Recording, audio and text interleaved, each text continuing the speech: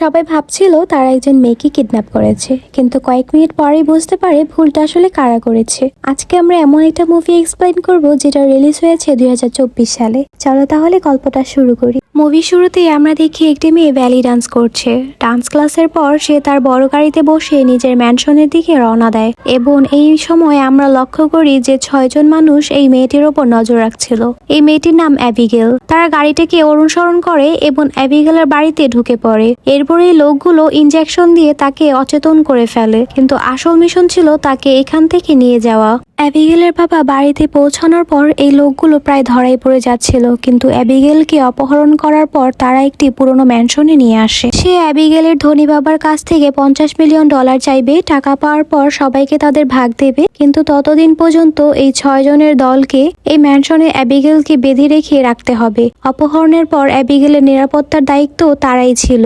এখানে একটি নিয়ম আছে, কেউ কারোর সাথে কোনো কথা বলবে না। সবাই একে অপরকে ডাকতে ফেক নেম ব্যবহার করবে, যেগুলো ল্যাম্বার্ট তাদের দিয়েছে। ল্যাম্বার্ট তাদের ফোনগুলো নিয়ে নেয় যাতে পুলিশ তাদের ট্র্যাক করতে না পারে। যাওয়ার আগে সে তাদের একটি নির্দেশ দিয়ে যায়, অ্যাবিগেলের চোখ বেঁধে রাখা হবে আর জয় ছাড়া কেউ অ্যাবিগেলের রুমে যাবে না। অ্যাবিগেল যেন না জানে কতজন মানুষ তাকে অপহরণ করেছে।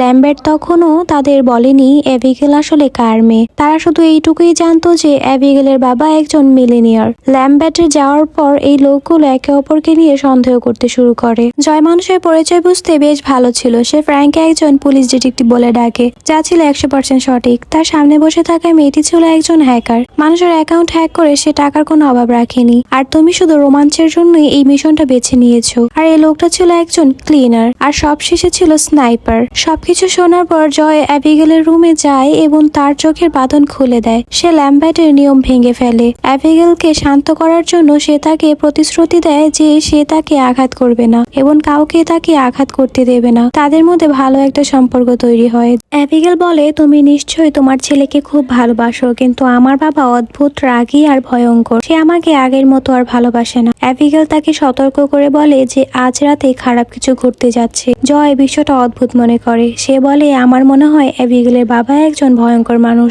শেষ পর্যন্ত আমরা ট্যাপিং তো করেছিলাম, আমাদের জানা উচিত আমরা কার মেয়েকে অপহরণ করেছি। ফ্র্যাঙ্ক অ্যাবিগেলের রুমে যায় এবং তার বাবার নাম জিজ্ঞেস করে। অ্যাবিগেলের বাবার নাম শোনার পর সে ভয় পেয়ে যায়, কারণ সে বিশ্বাসই করতে পারছিল না যে তারা একজন খুব বড় গ্যাংস্টারের মেয়েকে অপহরণ করেছে। সে সবাইকে এই কথা জানায় এবং সবাই চমকে যায়। ফ্র্যাঙ্ক নিজের অভিজ্ঞতার কথা শোনায়, কিভাবে একসময় 3 জন অফিসার এই গ্যাংস্টারের বিরুদ্ধে কাজ করেছিল।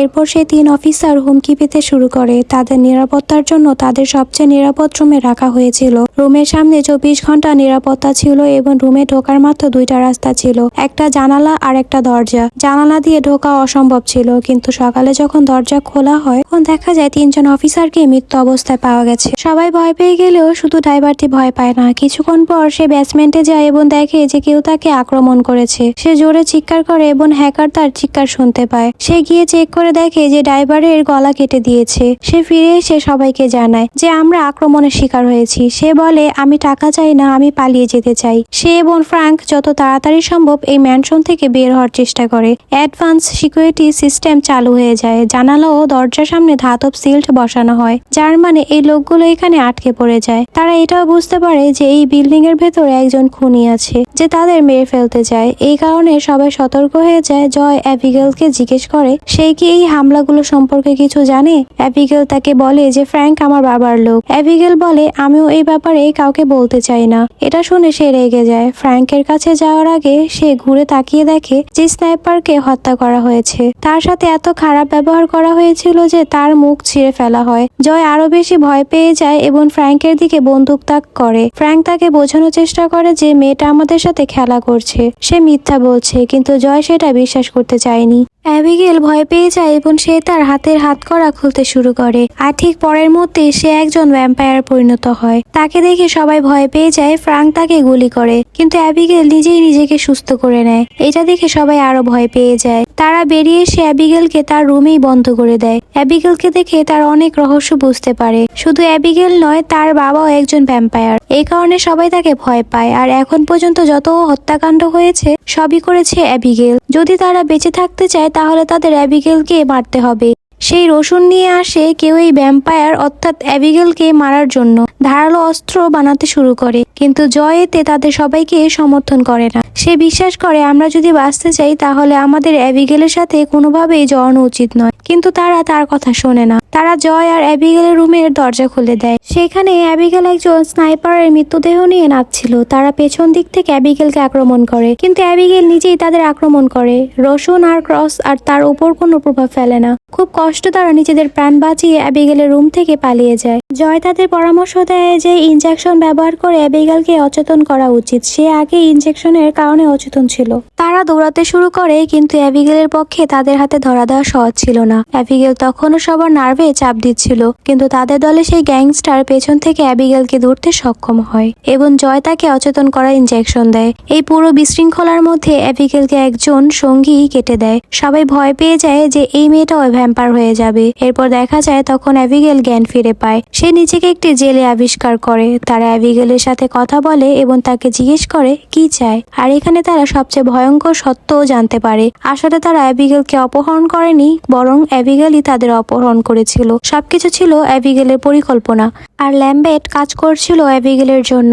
দেখো, অ্যাবিগেল দেখতে ছোট মেয়ে হলেও সে এই পৃথিবীতে 100 বছর ধরে বেঁচে আছে। সে তাদের বলেছে তোমরা এখানে এসেছো কারণ তোমরা কোনো না কোনো ভাবে আমার বাবার ক্ষতি করেছো। এই হ্যাকার অ্যাবিগেলের বাবার অ্যাকাউন্ট হ্যাক করে তার কাছ থেকে মিলিয়ন মিলিয়ন ডলার চুরি করেছে। ফ্র্যাঙ্ক তার বাবার তদন্ত করেছিল। জয়, যে একজন মিলিটারি ডাক্তার ছিল, তার বাবার কলিগের ওপর ভুল অপারেশন করেছিল, যার কারণে তার বাবার অনেক ক্ষতি হয়। এসব শোনার পর জয় তাকে বলে যে সে জানে তোমার বাবা আর তোমাকে ভালোবাসে না এবং সে তোমার দিকে তাকায়ও না। এসবের পর তারা সবাই চলে যাওয়ার সিদ্ধান্ত নেয়। এখান থেকে বের হতে হলে তাদের বের হওয়ার একটা উপায় খুঁজে বের করতেই হবে। তারা তিনজন ফ্র্যাঙ্ককে অ্যাবিগেলের উপর নজর রাখতে বলে যায়। এসবের পর অ্যাবিগেল ফ্র্যাঙ্কের সঙ্গে একটি চুক্তি করে। সে তাকে বলে তুমি যদি আমাকে এখান থেকে বের করে দাও তাহলে আমি তোমাকে বাঁচিয়ে রাখবো আর বাকিদের সবাইকে খেয়ে ফেলবো। এরপর ফ্র্যাঙ্ক তাকে এই বিল্ডিং থেকে বের হওয়ার পথ জিজ্ঞেস করে। অ্যাবিগেল তাকে বলে যে লাইব্রেরিতে একটি বই আছে যেটা সব সিকিউরিটি সিস্টেম নিয়ন্ত্রণ করে দেবে। এটা শোনার পর ফ্র্যাঙ্ক অ্যাবিগেলের সঙ্গে করা চুক্তি ভেঙে ফেলে এবং সে তার সঙ্গীদের বের হওয়ার পথ বলে দেয়। রাগে অ্যাবিগেল তার খাঁচা ভেঙে ফেলে এবং ফ্র্যাঙ্কের ওপর আক্রমণ করে। সে ফ্র্যাঙ্ককে মারতে যাচ্ছিল, ঠিক সেই সময় জয় একটি জানালা ভেঙে দেয়। তখন সকাল হয়ে গিয়েছিল এবং অ্যাবিগেলের হাত একটি বোমার আঘাতে ক্ষতিগ্রস্ত হয়। অ্যাবিগেল নিজেকে সুস্থ করার জন্য অন্ধকার জায়গায় লুকিয়ে পড়ে। কিছু সময়ের জন্য তারা অ্যাবিগেল থেকে আলাদা হয়ে যায়, কারণ তখন সূর্যের আলো ছিল, কিন্তু তারা যতক্ষণই সেখানে থাকুক তাদের শেষ পর্যন্ত অ্যাবিগেলের মুখোমুখি হতেই হতো। বের হওয়ার জন্য তাদের একটা উপায় খুঁজে বের করতেই হতো। যখন তারা বের হওয়ার পথ খুঁজতে থাকে, অ্যাবিগেল তার মন নিয়ন্ত্রণ করা শুরু করে, যাকে সে আগে কেটে দিয়েছিল। নিজের শক্তি ব্যবহার করে অ্যাবিগেল এই মেয়েটিকে একজন ভ্যাম্পায়ার পরিণত করে এবং সবার আগে সে তার সঙ্গীকে মেরে ফেলতে বলে। তার নির্দেশ এই মেয়েটি আগেই এটা করে ফেলেছিল, অর্থাৎ সে ইতিমধ্যে তার সঙ্গীকে মেরে ফেলেছিল। জয় দূর থেকে সবকিছু দেখছিল। সে জয়কে মারার আগে জয় একটি আয়নার মাধ্যমে এই মেয়েটির ওপর সূর্যের আলো প্রতিফলিত করে। সূর্যের আলো লাগার সঙ্গে সঙ্গে সে বোমার মতো বিস্ফোরিত হয়ে যায়। ফ্র্যাঙ্ক আর জয় ছাড়া সবাই মারা যায়। ফ্র্যাঙ্ক লাইব্রেরিতে যায় এবং অ্যাবিগেলের বই থেকে সাহায্য নেয়। ভেতরে একটি কন্ট্রোল রুম ছিল, সেখানে সে ল্যাম্বেটকে বসে থাকতে দেখে। দেরি না করে ফ্র্যাঙ্ক ল্যাম্বেটকে গুলি করে, কিন্তু ল্যাম্বেট নিজেকে সুস্থ করে ফেলে। ল্যাম্বেট বলে 2 বছর আগে তাকে একজন ভ্যাম্পায়ার পরিণত করা হয়েছিল আর তারপর থেকেই সে অ্যাবিগেলের জন্য কাজ করছে। অ্যাবিগেলের বাবাকে যারা ক্ষতি করেছিল, ল্যাম্বেট তাদের সবাইকে ধরে অ্যাবিগেলের কাছে নিয়ে আসতো। এরপর অ্যাবিগেল এই ম্যানশনের মানুষদের নিয়ে মানসিক খেলা খেলতো, তাদের মেরে ফেলতো এবং নিজেকে তৃপ্তি করত। এখন ল্যাম্বেটও অ্যাবিগেলের জন্য কাজ করতে করতে ক্লান্ত হয়ে পড়েছিল। সে ফ্র্যাঙ্কের সমর্থন চায়, কিন্তু সে এমনভাবে ফ্র্যাঙ্কের সমর্থন চাইছিল যে প্রথমে সে ফ্র্যাঙ্ককে মেরে তাকে ভ্যাম্পায়ার পরিণত করবে, এরপর তারা অ্যাবিগেলকে মারবে, তারপর অ্যাবিগেলের বাবাকে, যে ছিল পৃথিবীর সবচেয়ে বড় গ্যাংস্টার, এরপর সবকিছু মালিক সে নিজেই হবে। ফ্র্যাঙ্ক তার এই প্রস্তাবে আপত্তি করে না, তাই ফ্র্যাঙ্ক এতে রাজি হয়ে যায়। সে যখনই একজন ভ্যাম্পায়ারে পরিণত হয়, সঙ্গে সঙ্গে ল্যাম্বেটের হৃদয়ে ছুরি মেরে তাকে হত্যা করে। ল্যাম্বেটের পরিকল্পনা অনুযায়ী সে অ্যাবিগেলের বাবার সব সম্পদ দখল করতে চেয়েছিল। এদিকে ফ্র্যাঙ্ক অনুভব করছিল যে সে খুব শক্তিশালী হয়ে গেছে। অ্যাবিগেলকে মারতে যাওয়ার আগে তার শরীরের সব ক্ষত নিচে থেকে সরে যায়। অ্যাবিগেল ও ল্যাম্বেটের মধ্যে একটি লড়াই হয়েছিল। যাচ্ছিল। এখন এবিগেল ফ্র্যাঙ্কের সঙ্গে লড়াই করতে গিয়ে হিমশিম খাচ্ছিল, কারণ ফ্র্যাঙ্ক তার চেয়ে আকারে বড় ছিল।